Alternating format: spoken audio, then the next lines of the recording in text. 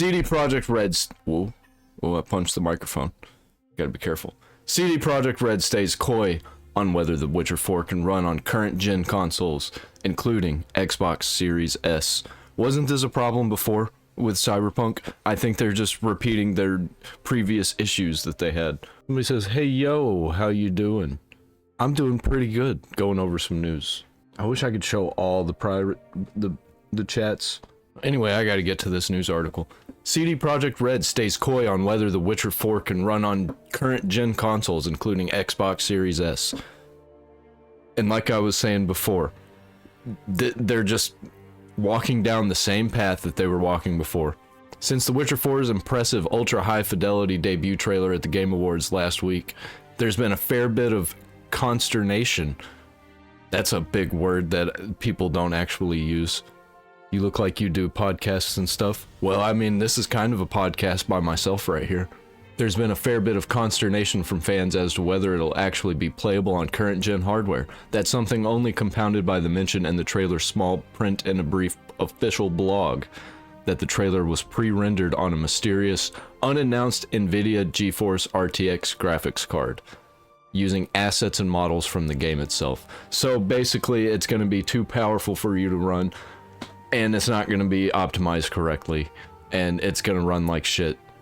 Developer CD Projekt Red also has some history with older console struggles, of course, with the last-gen consoles of PS4 and Xbox One proving hugely problematic for Cyberpunk 2077's launch. Yeah, not just the last gen, also the current gen, and we are currently in the same gen having the same problems, suggesting at least some minor level of similarity to what the game will look like on arrival. Yep, it's gonna be probably one-to-one on the looks every once in a while when it's not absolutely buggy and broken. Yeah, you got a good voice quality. Hey man, I try. Not really. Developer CD Projekt Red also has some history with older console struggles, of course, with the last-gen consoles of PS4 and Xbox One proving hugely problematic for 2077's launch. The studio ultimately dropped them for the Phantom Liberty expansion that arrived in 2023. Yeah, they just basically were like, well, we're just gonna stick to the new stuff. The old stuff is yesterday. Nobody uses that stuff anymore, except everybody, basically, that I know. Can I ask you something? Go for it, man. Speaking with CDPR in a new interview this week, Eurogamer asked whether the studio could reassure console owners that they could actually run it, and whether it could run on, say, an Xbox Series S, which, as things stand, is still required for any game releasing on the Xbox Series X. The developers were a little coy in response. Oh man, well, they could release it, but it's probably going to be lesser and it's going to be broken. Just like how it was back in the PS1, PS2 days, and the PS2 to the PS3 days. Like, X-Men Origins Wolverine, completely different game on the PS2 than it was on PS3 and Xbox 360. And PSP. It was all different. Where was I? Speaking with CDPR, You know, first of all, this is good to say. This is not a kind of beginning of marketing campaign, said The Witcher 4's game director, Sebastian Kalimba, referring to the trailer. We firstly wanted to showcase and share with the entire world that Ciri is the main protagonist, it's The Witcher 4, and she's mutated, and she's on the path, definitely, right? So are you saying that she's trans? Is that what's going on? I want to ask you that you haven't added anything customized on the channel yet? No, I have not, but I'm also not using Kick as my main thing. It's like the fourth place that I stream on. Rather than specifically referencing concerns about certain consoles, Kalimba elaborated a little more, but only went as far as to mention it would be coming to the key platforms more broadly. What does that mean, more broadly? That is too broad of an answer. I don't like that. Does that mean they're gonna just release it in patches over time? But it's probably what's gonna happen. And that's probably what's gonna happen to the normal game that's on the current gen or the next gen hardware.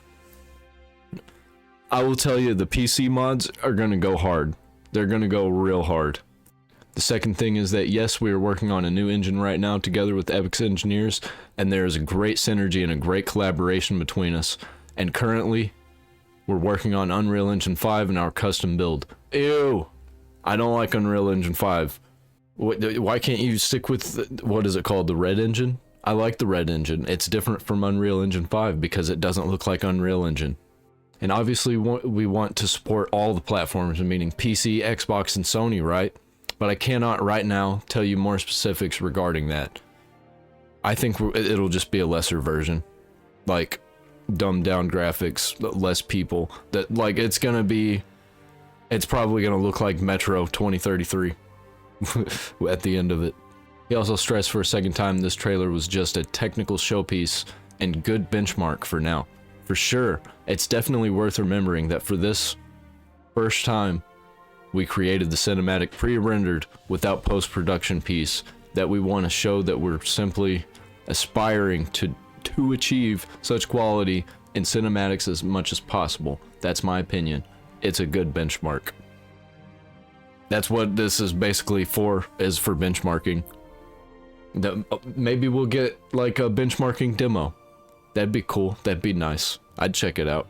I probably won't check it out beyond that. I'm probably not going to buy The Witcher 4.